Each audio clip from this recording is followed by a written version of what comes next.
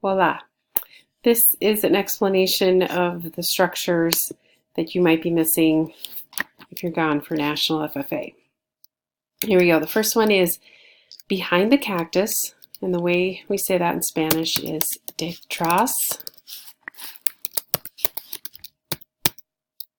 De is how I say behind, and then I'm going to add the word del. I'm going to make a combination word or contraction here. Del is de plus L, and cacto. Cacto is just like cactus. Okay, so if I want to say behind the cactus, which I'm going to want to do in one of these upcoming stories, it's detrás del cacto.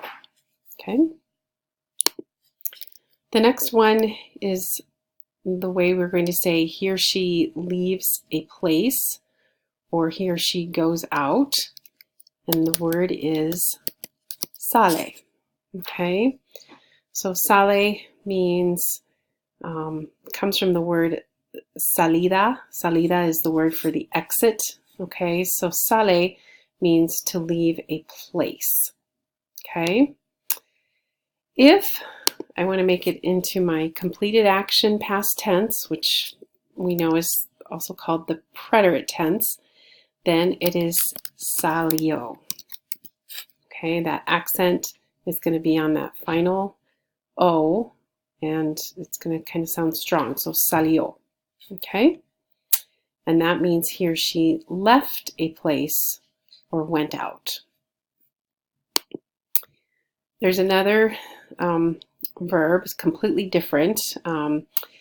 It also means he or she leaves, but we're leaving an object. Okay, so he or she leaves an object is the verb deja.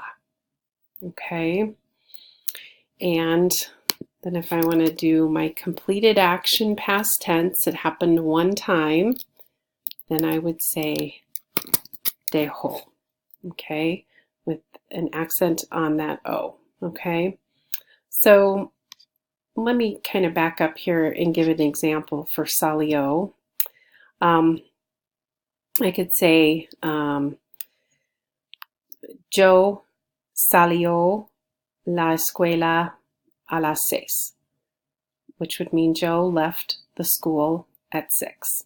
Okay, but here I could say Joe dejó su iPad en su coche. Joe left his iPad in his car. Okay, so there's a slight difference. Okay, in English, you're going to be hearing the same word. Okay, in Spanish, it's a completely different word. Okay, so we have sale and salió, deja and dejó, and then of course detrás del cacto.